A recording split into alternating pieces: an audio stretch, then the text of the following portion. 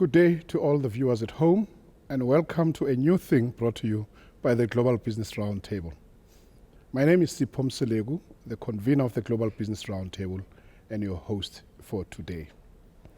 Today, in this program, we will be talking about entrepreneurship education, its relevance, its importance, because of the importance of entrepreneurs in driving and growing economies in our nations. But before we get on to our subject matter, we're going to introduce our panelists. And on my extreme right, I have Mmila Tselane. He's the CEO of BTech Pty Ltd. Welcome, sir. Welcome. Thank you, sir. Immediately after him, I have Yamkela Dyanti. He's the CEO of Entrepreneurship Custodians Network. Welcome, Your Excellency. On my immediate left, I have Pastor Oluwatomi Oyebanji. He's the head of departments for Ministers' Council of GBR globally. Welcome, Your Excellency. On my extreme left, I have Mr Nissi Ekpoort. He's the CEO of Biz Connect Africa Limited. Welcome, sir. Thank you, sir.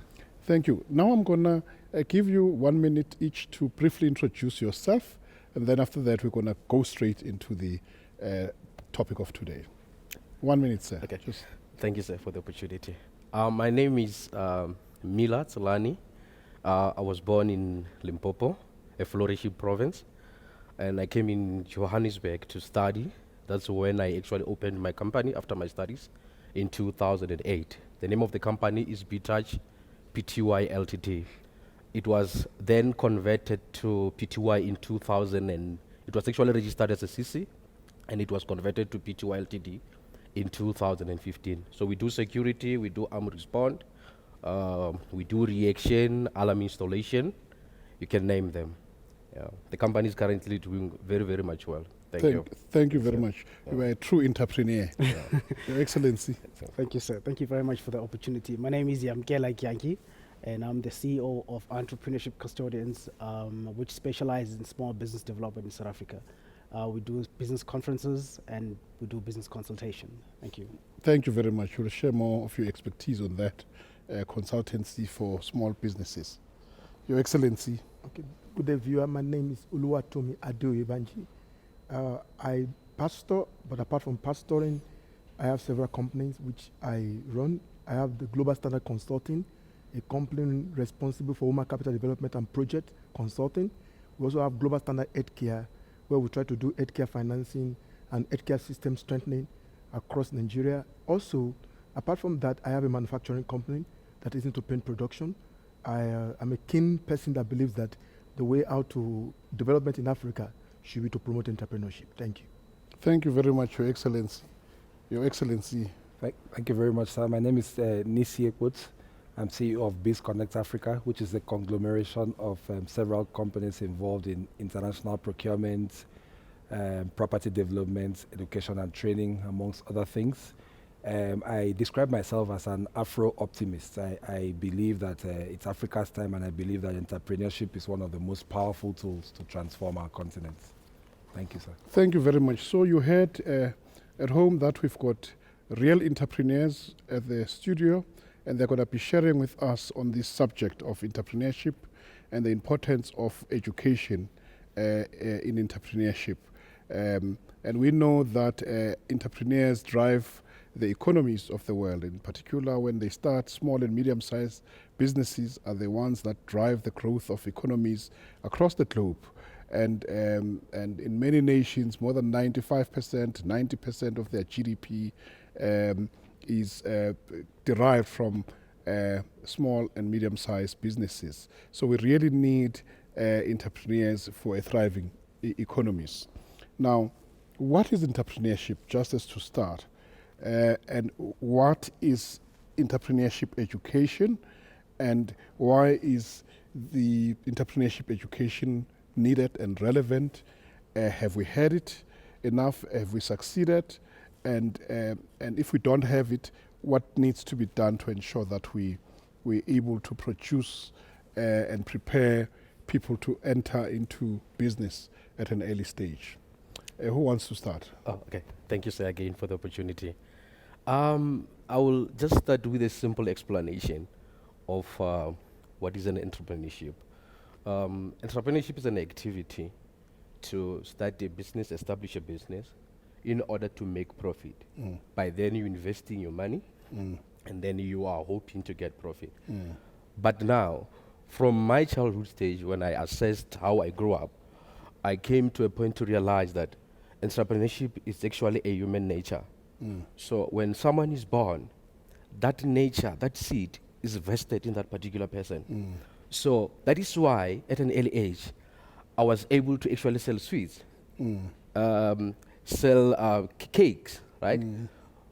But now that really shows that I'm actually born with that seed. You're born with a seed of entrepreneurship. Yes. And in actual fact, everyone is born with the ability to multiply. Yes. Whatever God has given it, to Yes. multiply a seed. Yes. And that's a very, very powerful point you're making. I'll come back to you. Okay. Let's I think just to summarize it for myself, it's a mobilization of, or rather innovatively mobilizing resources, whether it's human resource or capital resources, to solve problems for society, to solve economical challenges whilst making a profit as an entrepreneur.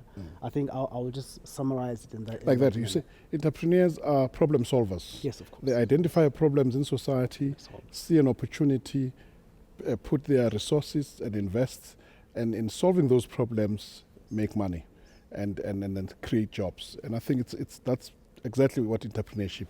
They are innovators. They are creative. They see opportunities and they take advantage of that. Your Excellency. Another way we can look at entrepreneurship, adding to value to what they said, is to look at somebody that has the required skills and ability for wealth creation. Somebody that can literally turn something that is nothing into something that is resourceful. And an entrepreneur generate an idea, he incubate the idea, he analyze the idea, he put it into workable strategy, and he earn profit from it. Yes. So an entrepreneur is that man that has the ability, whether innate ability or acquired ability. You can either have it inside of you or you can acquire it. And that's why we acquire skill in entrepreneurship. That's very important. That distinction between innate ability, meaning being born with it, is just there, and sometimes you're not born with it, but you desire it, and then you go to school, you go for training, and you develop a skill. But it does not mean that if you are born with it, you don't have to perfect your art by getting education, by training. You actually become even much stronger and better if you advance your art, your desire, your inborn capabilities with training. Your Excellency, you want to come in there? Well, everything has been said what entrepreneurs are. Maybe I would like to just say that they are apostles of wealth creation. They are people who are pioneering in nature, groundbreakers. There are people who are advancers, people who are creators. There are people who generally tend to do things that others have not done, in terms of the kind of things you find playing in yourself, and it makes you know that, yes, I am an entrepreneur. Correct. I think I agree with you that they are pioneers. In other words, they are problem solvers. Yeah. They innovate. They see an opportunity and say, this market needs this. They don't have this, and let me bring it to them. But there's one aspect that I want us to start with before we finish this segment, the fact that to be an entrepreneur and a successful entrepreneur, you need a vision, you need a plan, a strategy, and you also need diligence. You need to work hard. What's your take on that? Maybe if we can. Okay. There are two critical things that I always share when it comes to being a very good entrepreneur. The first one, it will be discipline and focus. Discipline talks to how you do things, how you attend to the challenges in your business, and again, how you manage your people. Are you doing things at the right time? Because in the business industry, you need to focus. You need to have a path that you will choose to say, you know what, I'm choosing this path as a business person, and I need to put more effort and more focus on it.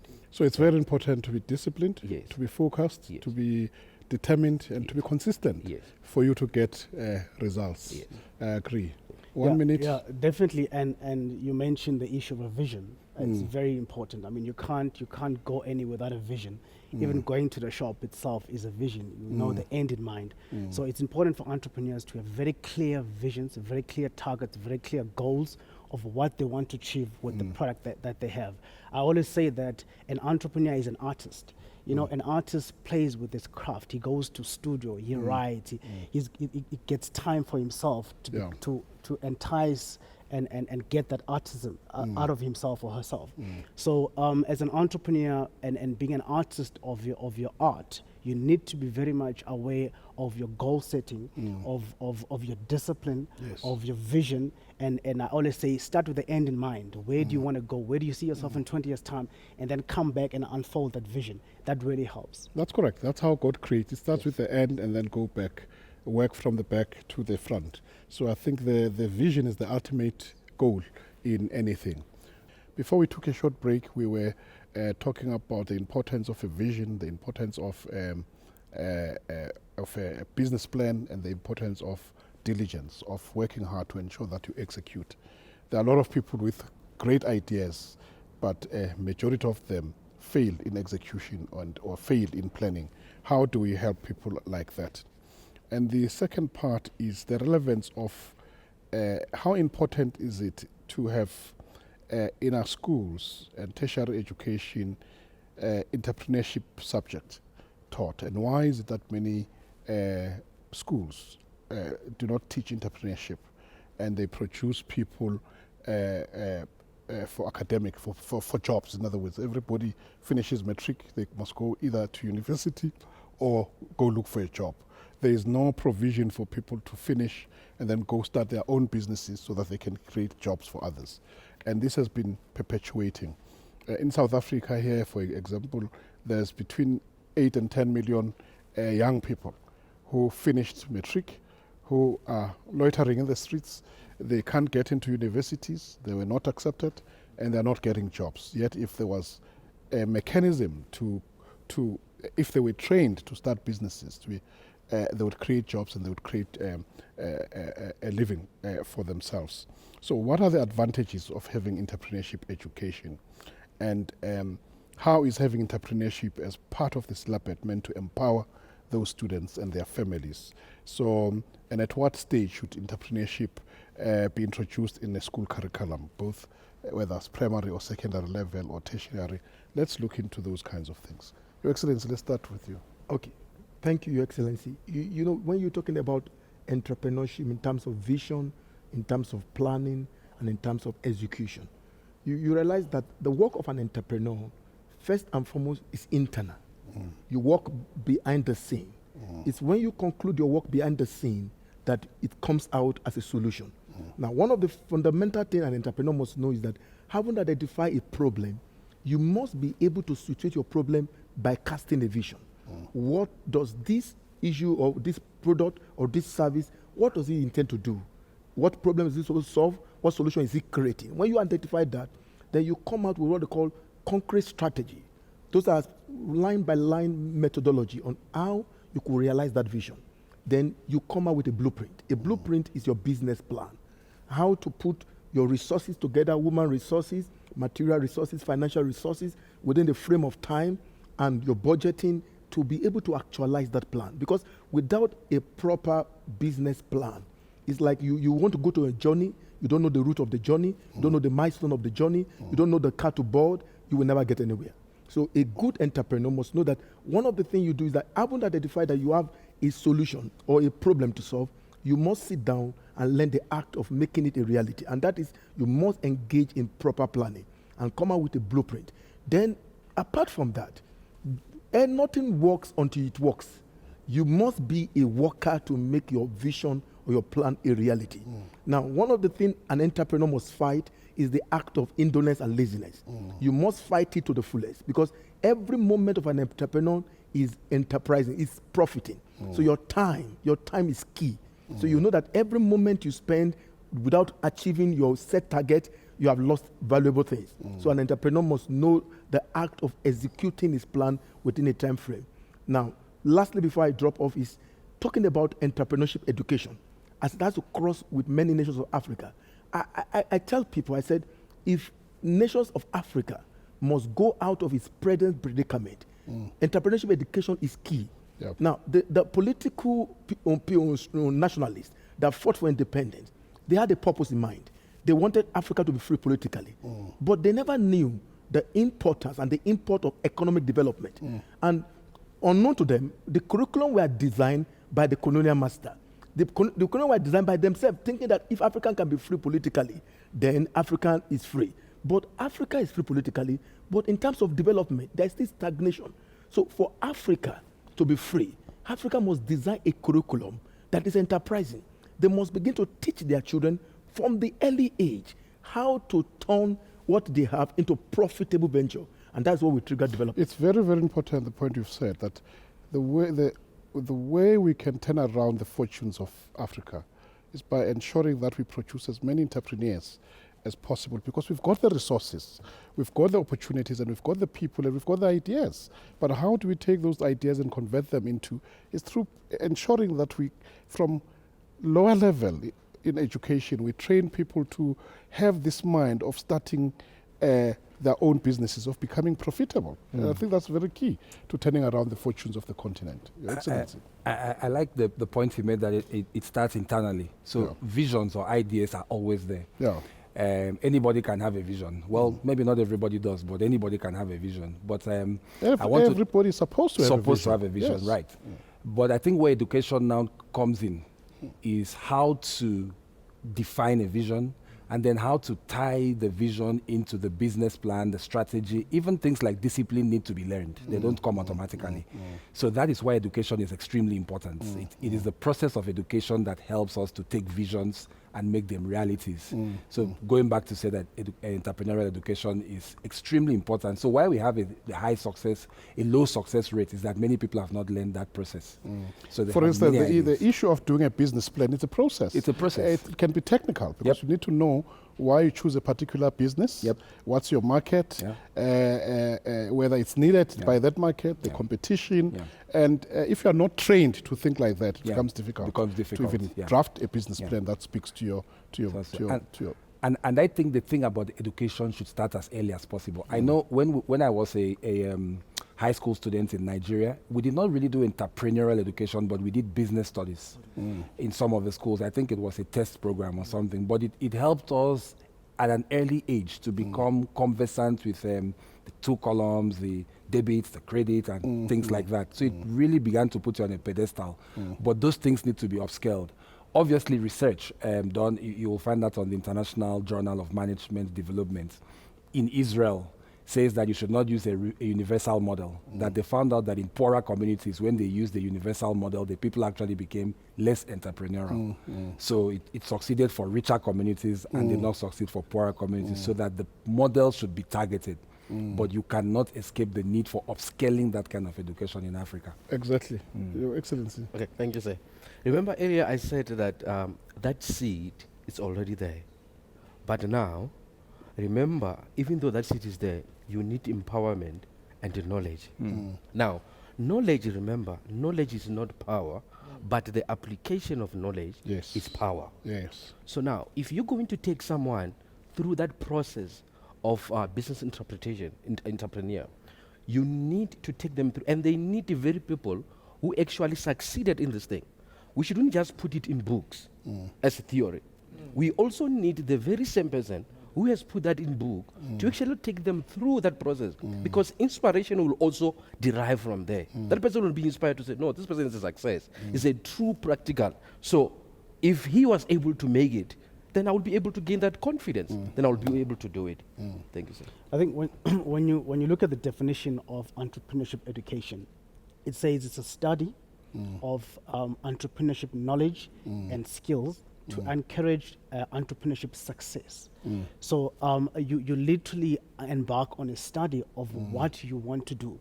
I always make an example and I say, if I studied accounting and I graduate as a CA, and you employ me and put me in a desk to head your accounting department, what are the chances of me failing in that particular department? They are very slim because I studied what I'm practicing. So it's vital for entrepreneurship to be used as a curriculum in schools and from a very young age, because that allows an individual, it cultivates a culture of innovation, it cultivates a culture of creation, and allows students to start being innovative and creative.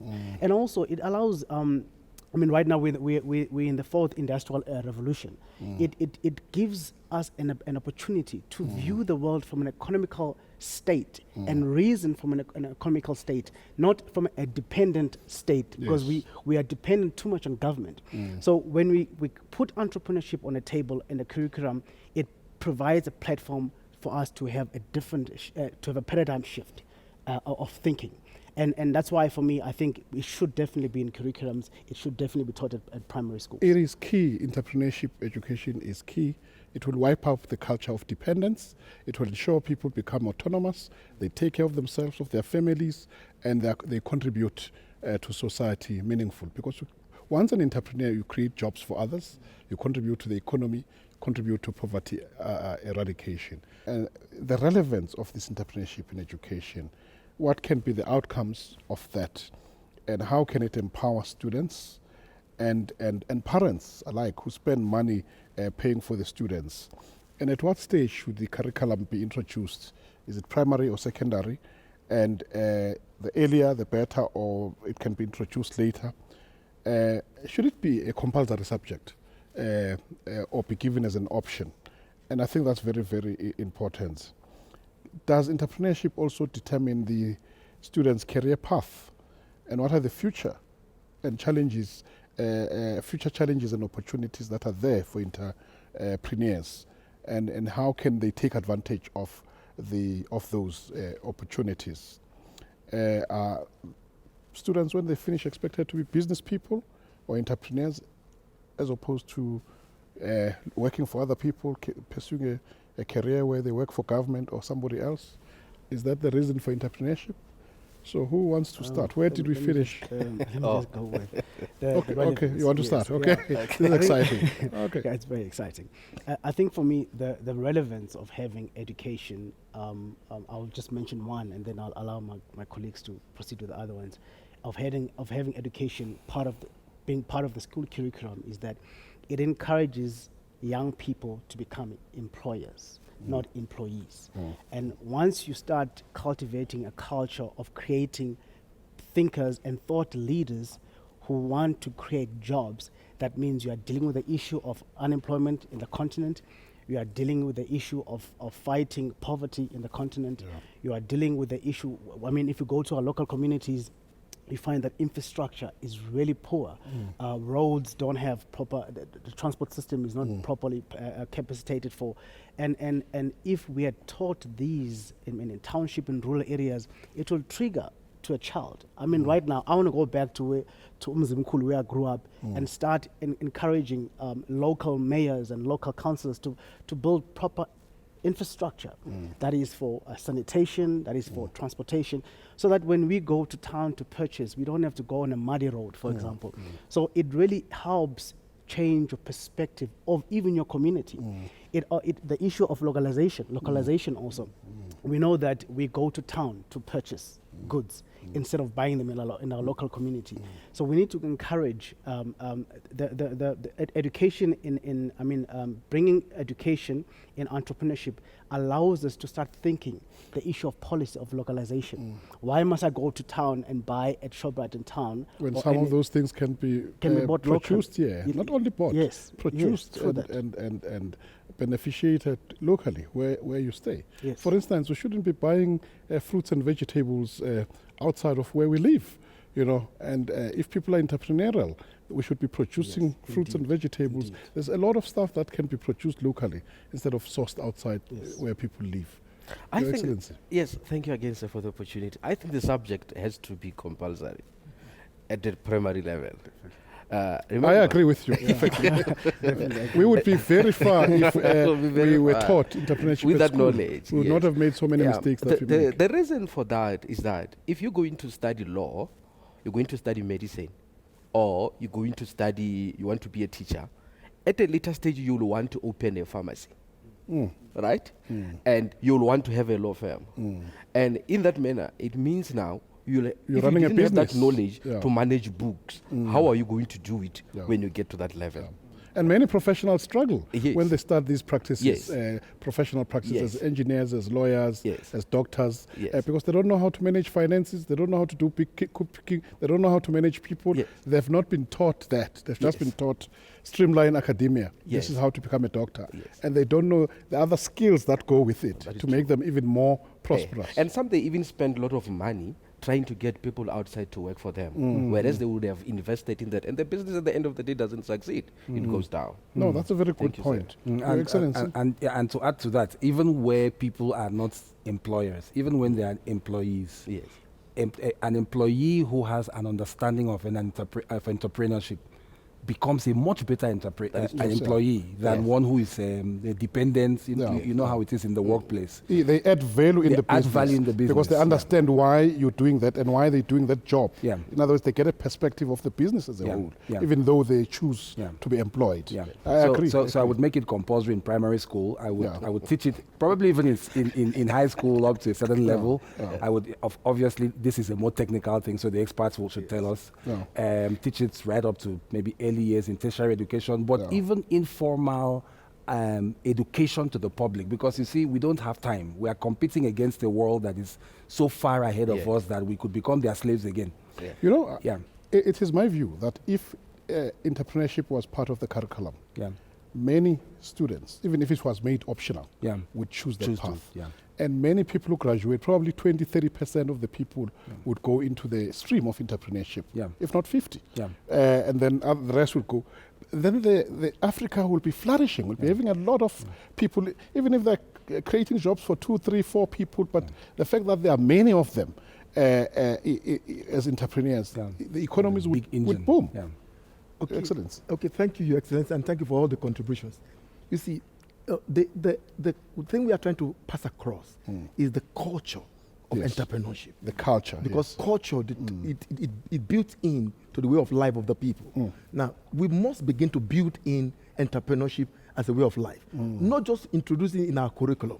Yeah. Now, I will tell you why it's not just introduced. It must be an applicative knowledge.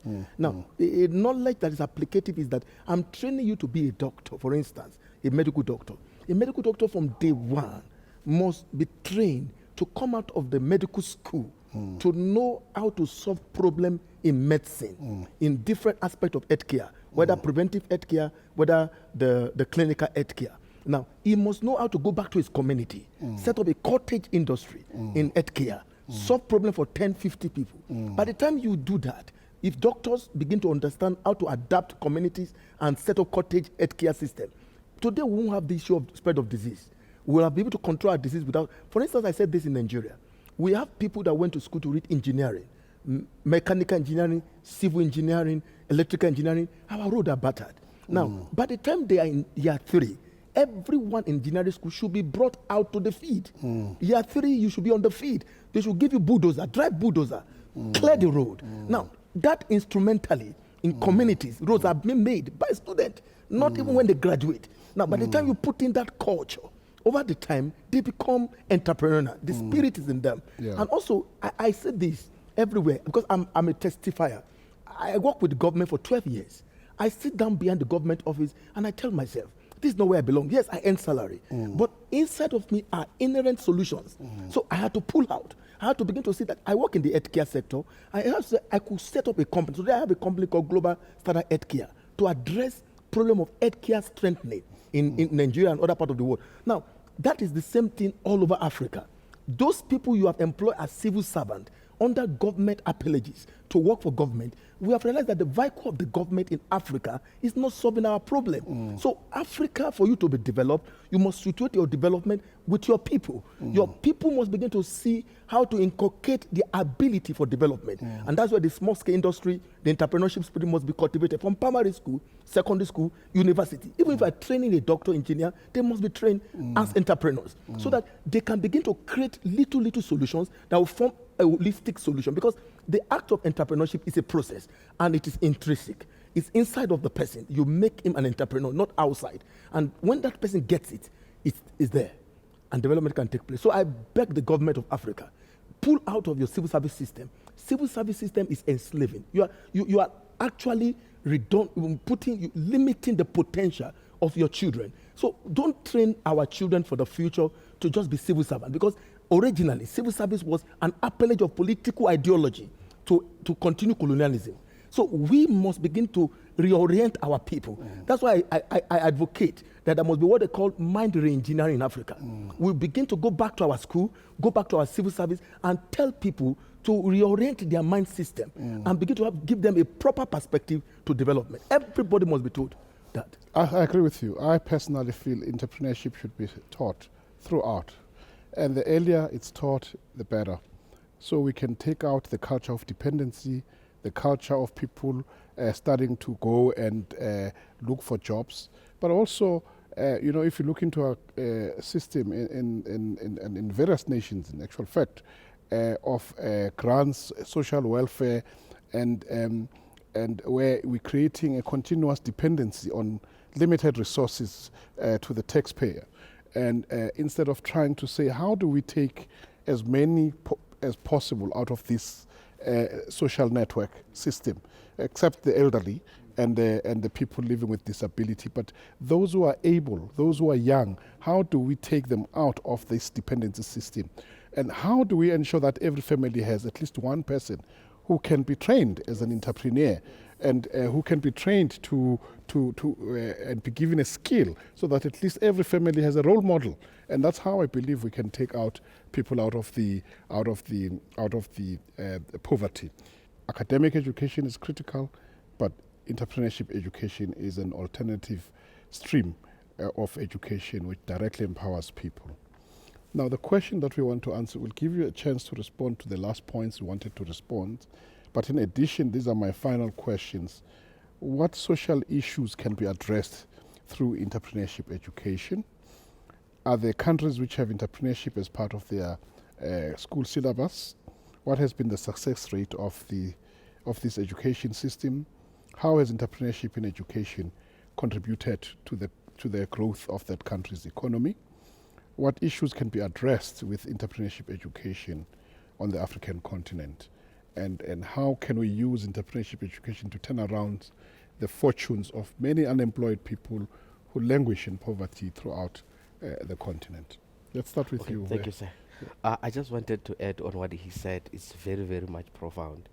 And, you'll get a young person who studied engineer and just graduated, and then you ask, why are you not working? And he will say, or she will say to you, I'm looking for employment. It means that we need that mindset to say we are preparing you for a great destiny. We are preparing for something big, not employment. We want you to become an employer, right? Which is, I think that can actually help again. And again, when we talk about entrepreneurship, you cannot have, as much as now technology is progressive, you cannot have entrepreneurship and not have technology. So technology and entrepreneurship, it's a wife and a husband, right? So so they are enables you together. Yes, so you should have that from the scratch. If you go into impart knowledge at an early age, at a primary level, you should have technology in place to say these two goes together. So this one cannot go alone, because you will need technology. It's a very important thing. What you're telling us is that at school level, we must introduce entrepreneurship as a subject, and technology must be an enabling part. But you touched on a very important point earlier on to say there's a lot of people who are graduates, engineers, accountants, and even lawyers who have graduated but they're unemployed. And the question, why is it after spending so many years, 4 years, 5 years, 6 years, with so much money at the expense of the taxpayer, and you're still unable to find a job? Why are people looking for a job, not creating their jobs? And we've got many of them, thousands and thousands of unemployed graduates who could be adding value out there. And they are not thinking of, why don't I do a program on entrepreneurship as a bridge so that I can start my own business? You wanted to say something? There's a point that my colleague mentioned earlier on about taking students and making them work whilst they're studying. I'm a very good testimony on that. When I was doing my first year, I went, after my classes, I went to work in that field. And by the time I graduated, I did not want to become in that field, but I wanted to create my own business because I gained so much knowledge about what was going on in that industry. I said, you know what, I don't want to be employed, I want to start my own business.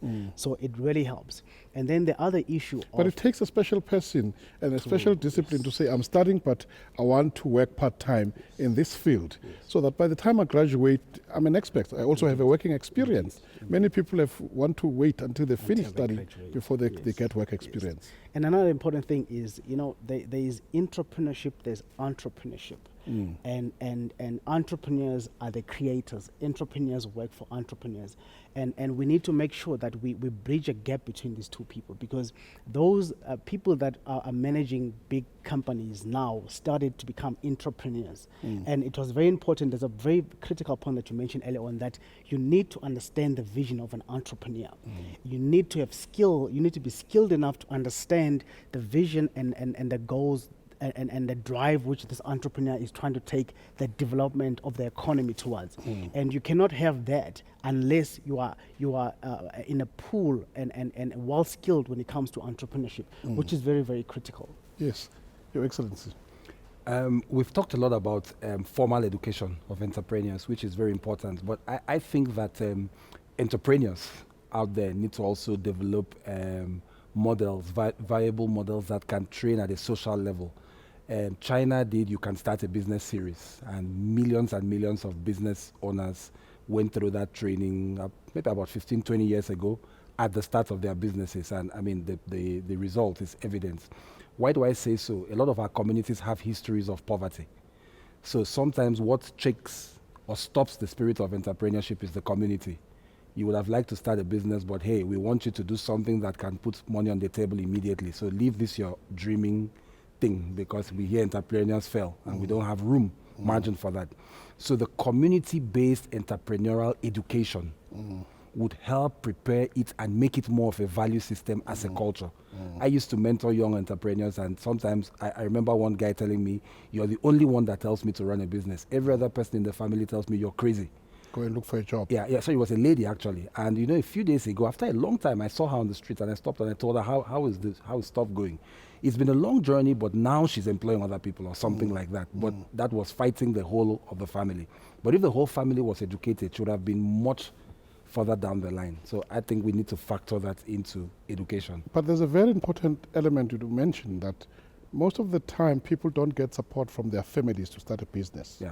Because the psyche out there is that when you finish school, you finish universities, go and work. Yeah. And you seem to be lazy sometimes when you say, no, I want to start my own business, I want to do this and that. Yeah. There's a lack of support in some of the families. And how do we inculcate a culture of people understanding that entrepreneurship, it's actually an ideal thing for people to do, and they need to get support from the families. Just a quick one. I have a family member, a senior family member, who for a long time used to describe me as unemployed when I ran a business. So we would sit down and she would say, this is one, he's a civil servant, this one doesn't want to work. Because we are running your business. Because I was doing my own thing. Your Excellency. Okay, we're looking at what does entrepreneurship do in terms of correcting social ills. Most of the social ills we found today was because people get frustrated in life. When they can't get employment, they began to look for alternative. Now, because they were not trained to be entrepreneurs, they didn't know how to create their business and be free. So you see them subject themselves to drug, subject themselves to a lot of lifestyle that are not right. So if we really train people to be economically free, which is the spirit of entrepreneurship, they tend to be more busy. You see, an entrepreneur is time, moment, are something he puts in everything he does. So he doesn't have time for, sometimes he don't have time for social.